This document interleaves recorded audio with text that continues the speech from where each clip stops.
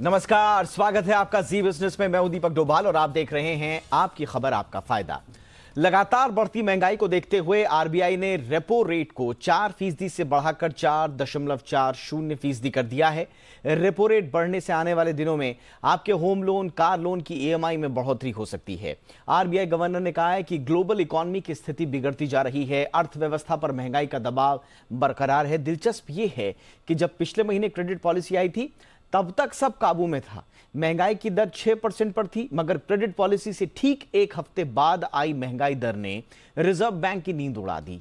ये बढ़कर 7% हो गई थी और इसके करीब 3 हफ्ते बाद दरों में बढ़ोतरी कर दी गई। दरें बढ़ाते वक्त आरबीआई गवर्नर ने यह भी कहा कि युद्ध की वजह से महंगाई और ग्रोथ का अनुमान बदला है। तो आज इस पर चर्चा करेंगे कि जो महंगा ब्याज कहा जा रहा है कि महंगाई का इलाज होता है, क्या वाकई में ऐसा है? ये महंगाई जो है वो किस तरह की है? ये डिमांड वाली है या सप्लाई वाली? और इसके बीच में आरबीआई का ये फैसला क्या किस तरह के असर इकोनॉमी पर लेकर आएगा, इस पर विस्तार से चर्चा करेंगे। पहले रिपोर्ट देखिए, खास मेहमानों के साथ लौट रहे हैं।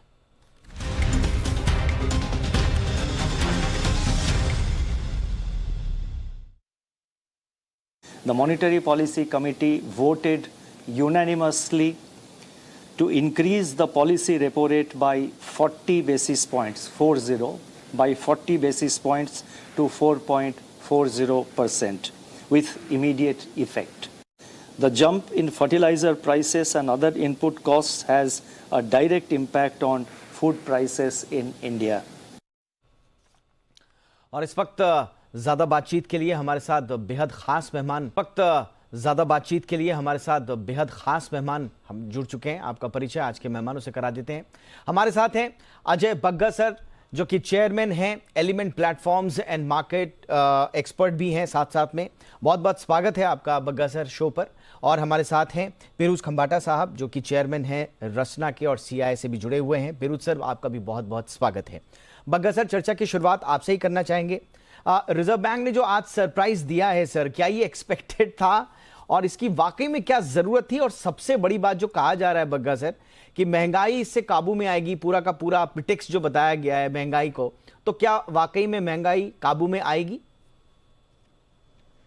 देखिए दीपक जी, सरप्राइज है तभी तो इसको सरप्राइज कह रहे हैं, तो एक्सपेक्टेड नहीं था। और जैसे आपने कहा कि 3 हफ्ते पहले अप्रैल की पॉलिसी में अकोमोडेटिव स्टांस रखा गया। आज भी 3 बारी अपने वक्तव्य में चेयरमैन ने कहा, आरबीआई गवर्नर ने कहा कि हम अकोमोडेटिव हैं और विड्रॉल ऑफ अकोमोडेशन करेंगे वाइल इंश्योरिंग ग्रोथ, कि ग्रोथ बनी रहे तो इकोनॉमी बढ़ती रहे, बट इन्फ्लेशन को काबू करने में विड्रॉल शुरू कर रहे हैं। बट ये बिल्कुल सरप्राइज आया। अब इसकी जरूरत थी कि नहीं, ये तो आरबीआई ही बता सकते हैं, उनके पास सबसे ज्यादा डेटा है। बट मेरा इतना ही कहना है कि आपकी जो महंगाई दर है वो सप्लाई साइड से है। वो इसलिए नहीं है कि डिमांड बहुत तेजी से बढ़ी हुई है, उल्टा प्राइवेट कंजम्पशन एक्सपेंडिचर अभी भी 2019 के नीचे चल रहा है और 2% नीचे है। तो हमारी इकोनॉमी चलती है private house hold expenditure consumption पे, वो अभी 2019 से कम है। उस माहौल में इंटरेस्ट रेट्स बढ़ाना, अब ये इंटरेस्ट रेट बढ़ा के क्या तेल की कीमतें कम हो जाएंगी या जो बाहर से इनपुट्स आ रही हैं उसकी कीमतें कम हो जाएंगी? वो तो नहीं है। तो बहुत ब्लंट पॉलिसी वेपन होता है ये, ताकि एग्रीगेट डिमांड को परस्त किया जाए, बिल्कुल डिमांड डिस्ट्रक्शन की जाए। अब जहां आपकी कंजम्पशन ऑलरेडी अंडर थ्रेट थी, उस माहौल में आप ऐसा डिमांड डिस्ट्रक्शन करेंगे तो ग्रोथ पे बहुत बड़ा गाज गिरती है। तो मैं बिल्कुल सोचता हूं मार्केट की तरफ से और इकोनॉमी की तरफ से हमें चिंता का विषय है ये इंटरेस्ट रेट्स बढ़ना। Absolutely sir. पिरूज सर, जैसा कि बग्गा सर भी कह रहे हैं कि सप्लाई साइड की महंगाई है, डिमांड साइड की नहीं है, तो कहीं ऐसा तो नहीं है कि सर आपके लेने के देने पड़ गए, महंगाई और बढ़ गई, कंपनियों का इनपुट कॉस्ट के साथ साथ अब ब्याज भी महंगा हो जाएगा, तो मार दोहरी? पहले तो इतनी सरप्राइजिंग नहीं है। एक मार्केट में कहा जा रहा था, आप इंटरनेशनल भी देख लो कि इंटरेस्ट रेट थोड़े बढ़ रहे हैं। आज अमेरिका ने बढ़ाया, यूरोप ने बढ़ाया, तो ऐसा तो हम नहीं कह सकते बिल्कुल सरप्राइज है। पर आज का टाइमिंग थोड़ा सरप्राइज है और इमीडिएट हम नहीं एक्सपेक्ट करते थे। वी थॉट के थोड़े महीनों में होगा, थोड़े दिनों में होगा।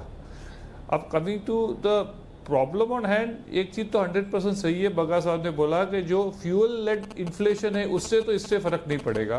पर मेरा मानना है कि जो ओवरऑल बाकी इन्फ्लेशन है जो फ्यूल लेड नहीं है उस पर थोड़ा कंट्रोल आएगा। और एज यू नो आरबीआई का हमेशा, इंडियन आरबीआई का तो स्टैंड रहा है कि कैसे इन्फ्लेशन को कंट्रोल में रखे, बिकॉज एक ये उनका एक हमेशा मानना है कि वो उनका प्राइमरी की फोकस एरिया है। तो मेरे हिसाब से अगर इस पर थोड़ा इन्फ्लेशन कंट्रोल में आए तो हमारे लिए पॉजिटिव मूव है।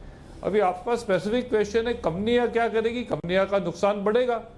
आज इसीलिए तो स्टॉक एक्सचेंज ने सीधा नोज डाउन ले लिया।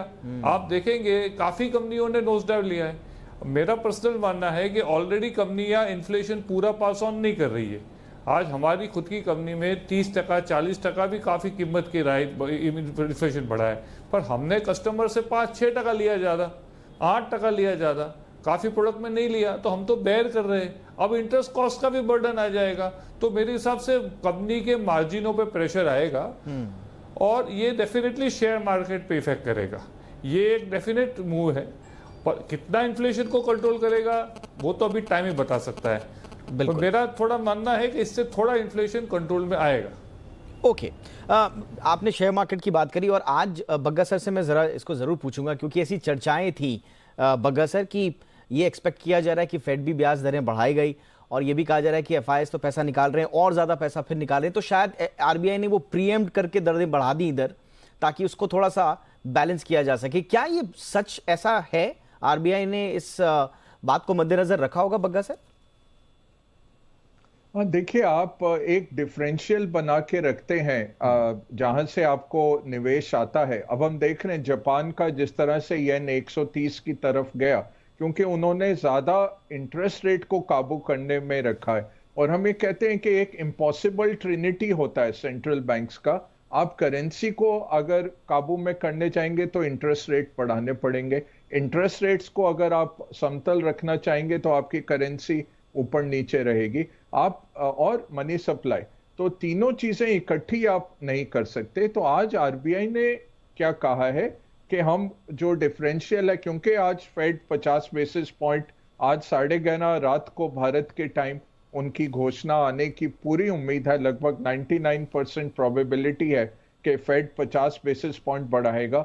कल bank of England 25 basis point बढ़ाएगा, इसकी भी 99% प्रोबेबिलिटी है। कल गए दिन मंगलवार को रिजर्व बैंक ऑफ ऑस्ट्रेलिया ने सरप्राइज किया 25 बेसिस पॉइंट बढ़ा के। तो ये जरूर है, फिरोज साहब ने जैसे कहा कि रेट्स बढ़ाए जा रहे हैं, बट मैं यही कहूंगा भारत जैसी इकोनॉमी में आप इतना बड़ा सरप्राइज देते हैं तो ओवरऑल अगर आप क्रेडिट देखें भारत में 119 लाख करोड़ का है।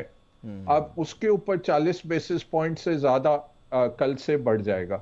दूसरा, सीआरआर बढ़ोतरी से 87,000 करोड़ 87,000 करोड़ इंपाउंड हो जाते हैं, आरबीआई के पास चले जाते हैं। बैंक को उस पे 0% ब्याज मिलेगा, वो तो कंपनियों से और इंडिविजुअल से उसकी भरपाई करेंगे। 4.5% आज बैंक का सीआरआर हो गया, 21 मई से हो जाएगा 4.5।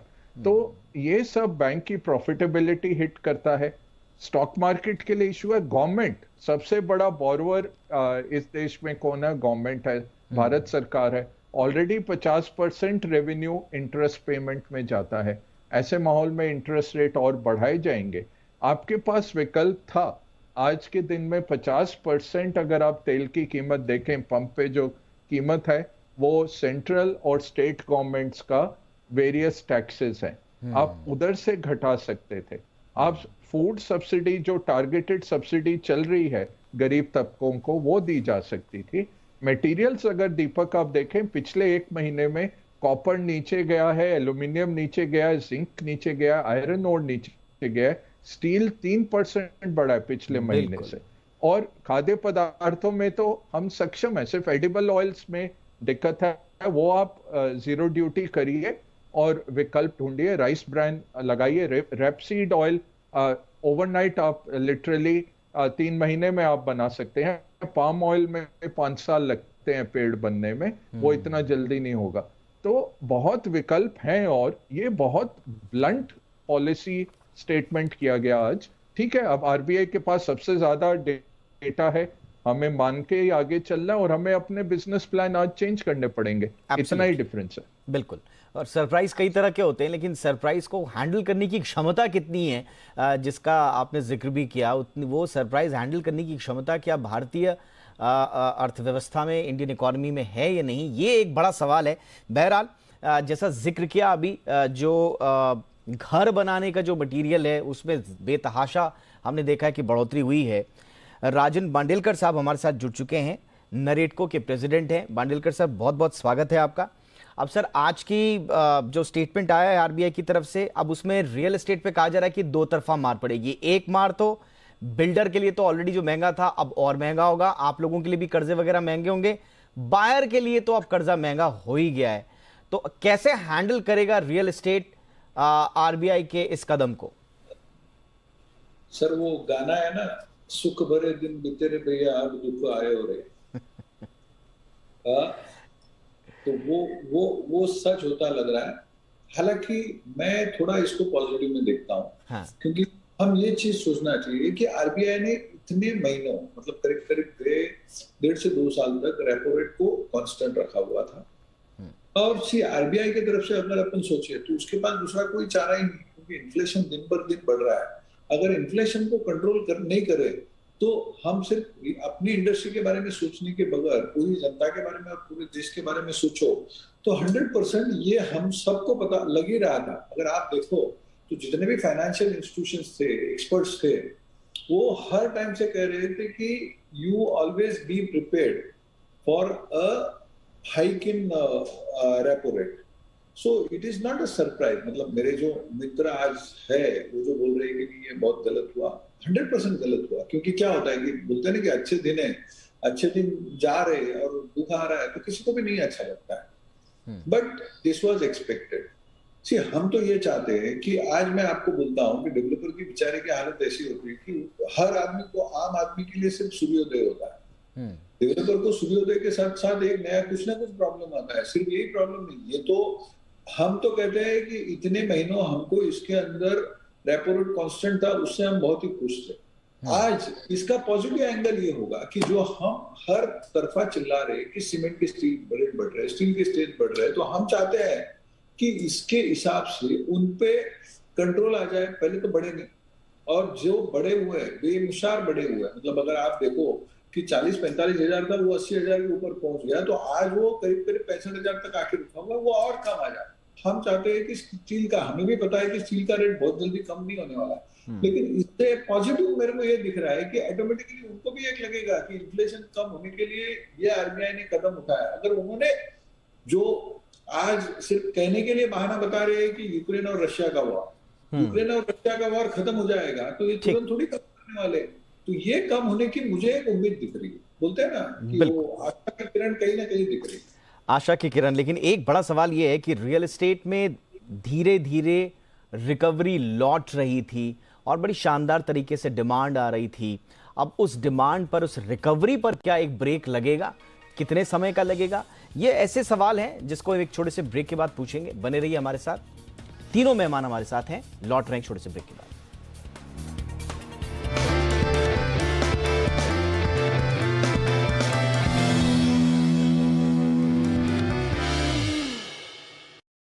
हो गया। हो गया? वाह डॉक्टर साहब, आप तो जीनियस हो। अच्छा, शेयर कौन सा लूं? शेयर? सही सवाल, गलत जगह। सही जगह है ग्लोब कैपिटल, जहां पर आपको मिलेंगे award winning research based ideas, अपने पोर्टफोलियो को मैनेज करने की सुविधा और मेरे जैसे वेल्थ मैनेजर्स की services. Globe Capital, money must grow. Investment in securities market are subject to market risk. Read all the related documents carefully before investing. Asian Granito India Limited presenting its right issue of rupees 441 crores on BSE and NSE platform. Issue price of rupees 63 per equity share. Right issue is open and would close on 10th May. Right issue managed by Pantomac Capital.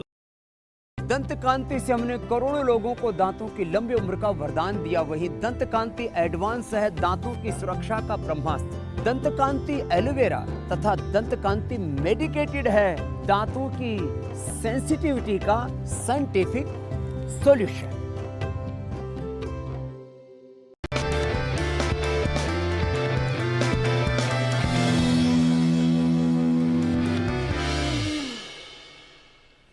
Break के बाद आपका स्वागत है। आइए चर्चा को आगे बढ़ाते हैं। पिरूज सर, अब आपके पास मैं आना चाहूंगा। अब जितने भी इफ्स एंड बट्स हैं और जो भी वे आउट आपके सामने नजर आ रहा है, अब आगे की राह क्या हो? आरबीआई को जो फैसला लेना था ले लिया, लेकिन अब इकोनॉमी को जितनी जल्दी हो सके इस झटके से न सिर्फ उबारना है बल्कि पटरी पर लेकर आना है, तो क्या करना होगा?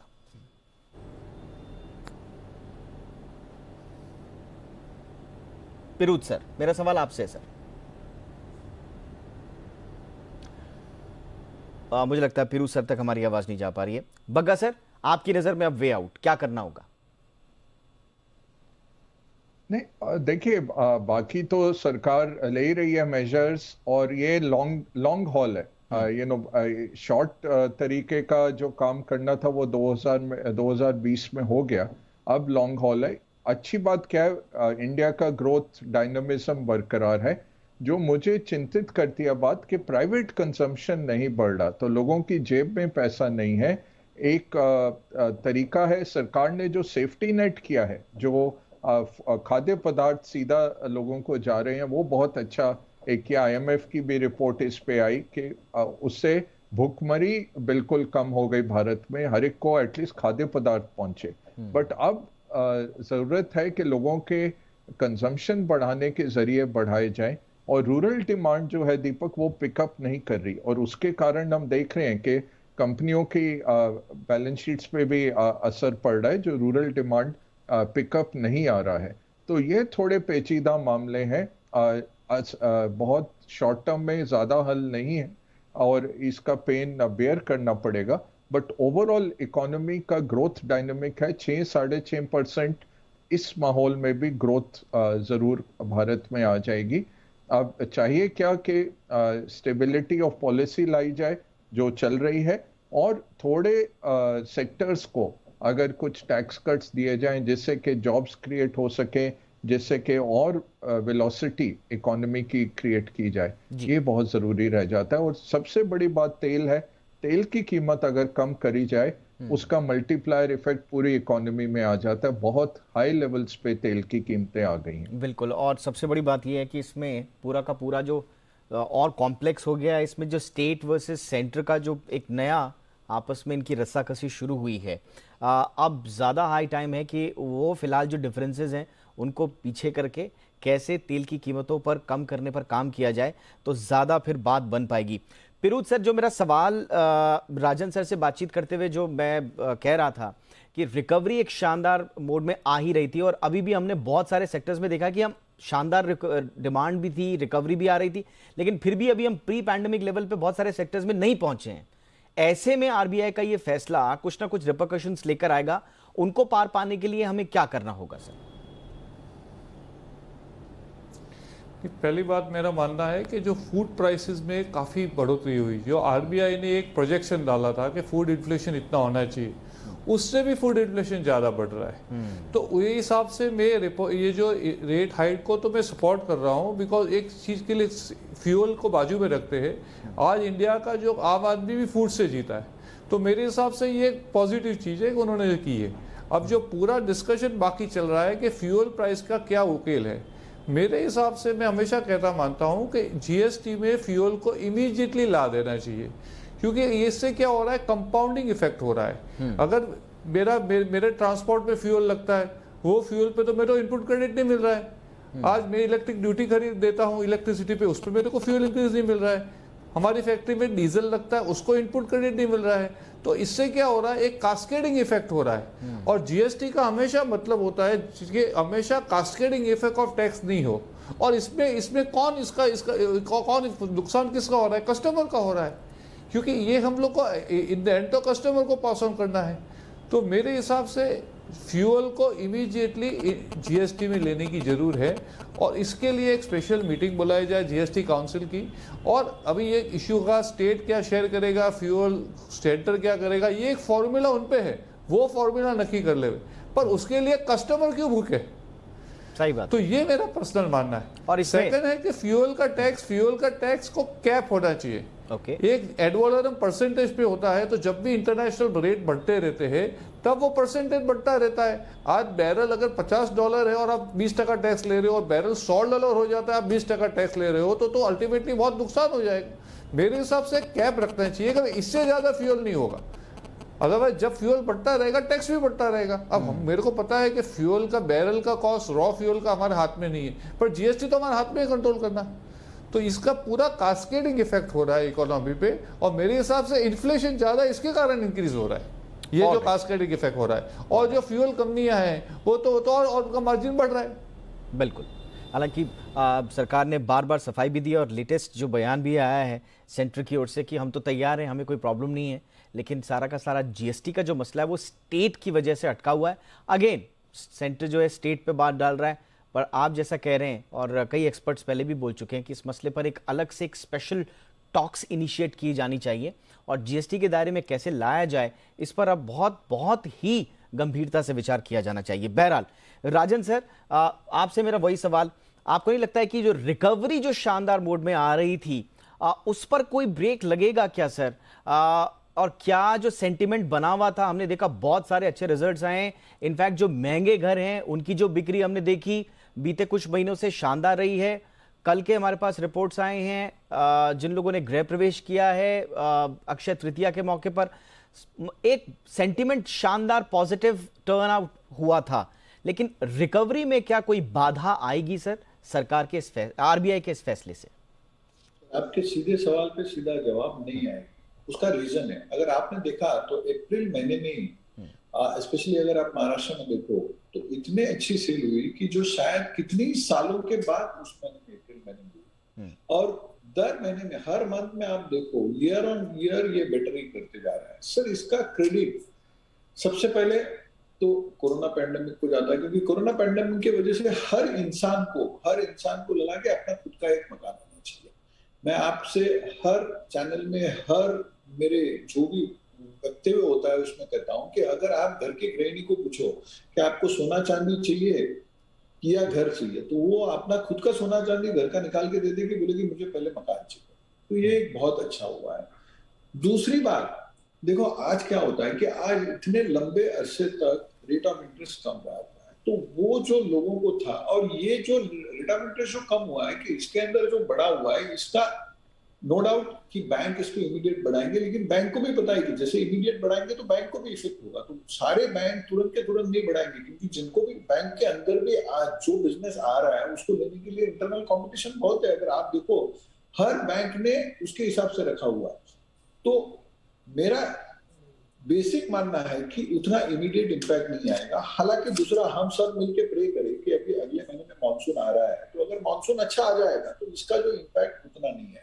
हाँ, ये बेशक मैं भी मानता हूं कि रेपो रेट में चेंज करना जरूरी था, क्योंकि इन्फ्लेशन लेवल जो लेवल पे बढ़ रहा है, अगर उसको आप राइट टाइम पे कंट्रोल नहीं करो ना, तो देन तो it goes beyond your reach. Second thing मैं चाहता हूं कि जैसे मेरे मित्र ने बोला कि बाबा जीएसटी में फ्यूल को लेके आना चाहिए। सर जीएसटी में फ्यूल लाने के बजाय वो 100% उनको इजी मामला नहीं है, क्योंकि स्टेट को कन्विंस करना पड़ेगा। उससे बेहतर हम बहुत इजी दो रास्ते बताएंगे कि अगर एक आरबीआई ने किया और एक सरकार ने किया, क्योंकि 1 अप्रैल 2019 में जब जीएसटी में से हमारी आईटीसी निकाली गई थी, आज अगर आपको पता होगा तो रियल एस्टेट में आईटीसी निकाली गई है, तो हम चाहते हैं कि आईटीसी, क्योंकि हम डेवलपर, हम गवर्नमेंट के ग्राहक है जीएसटी के लिए, क्योंकि हम उनके कंज्यूमर है, तो उसका ऑप्शन जीएसटी में आईटीसी लेना या न लेना, उसका ऑप्शन वो कंज्यूमर को यानी हमें दे, तो हमारे डेवलपर को काफी इजी हो जाएगा। और इसका सबसे बड़ा बेनिफिट ये होगा कि आज जैसे मैंने कहा आपको, स्टील का दाम 40,000 से 80,000 85,000 हो गया, तो 40,000 के ऊपर हमको जीएसटी लगती थी 7,000 रुपये से, लेकिन आज वही जब 80 और 90,000 हो गई है तो जीएसटी हमको 15 से 17,000 रुपये लग रही है। मतलब स्टील का तो दाम बढ़ गया एक तरफ, लेकिन जीएसटी भी बढ़ गई। इसका बेसिक उदाहरण अगर आप देखो तो लास्ट महीने में जीएसटी का कलेक्शन रिकॉर्ड हो गया 1.68 लाख करोड़। दूसरा मुद्दा जो मैं कहना चाह रहा हूं कि आरबीआई ने यहाँ पे रेपो रेट बढ़ा दिया, दूसरे जहां पर कि आरबीआई ने एक नया सारे बैंक को बैंक को गाइडलाइन दिया हुआ है कि बाबा आप टीडीआर और प्रीमियम एफएसआई को फंड नहीं कर सकते, हालांकि they are not land, they are by product of land. तो उसमें अगर आरबीआई बदल लावे ना तो हमारे लिए ये जो इम्पैक्ट है इससे उसका जो एडवांटेज बहुत ज्यादा होगा। बिल्कुल, और जैसा शो की शुरुआत में कहा था कि अब सारी चीज़ें रीस्ट्रक्चर करनी पड़ेंगी सबको, बग्गा सर ने शो की शुरुआत में ये कहा था, चाहे वो इंडस्ट्री हो चाहे आम आदमी हो, तो वो दिन अब आ चुका है। अब किस तरह से आगे दबाव जो इकॉनमी पर आएगा, इंडस्ट्रीज़ पर आएगा, बाजार पर आएगा और एक आम आदमी पर आएगा, वो इस दबाव को कैसे झेल पाएगा और उससे पार पाएगा, ये देखना होगा। लेकिन जैसा कि आरबीआई का कहना है कि लॉन्ग टर्म के लिए ये सेहतमंद होगा इकॉनमी के लिए। उम्मीद यही करते हैं कि जिस इंटेंशन के साथ आरबीआई लेकर आई है वो इंटेंशन कम से कम आउटकम में दिखे, बट सवाल अभी बहुत हैं और कहा यही जा रहा है कि इकॉनमी पर फिलहाल एक त्वरित दबाव जरूर आ सकता है। बहुत बहुत शुक्रिया आप तीनों का हमारे साथ इस शो में शामिल होने के लिए। Ajab Bagga sir, thank you so much. Rajan sir, thank you so much sir. Firoz Khambata sir, आपका भी बहुत बहुत शुक्रिया सर। आपकी खबर आपका फायदा में इतना ही, इजाजत दीजिए, नमस्कार।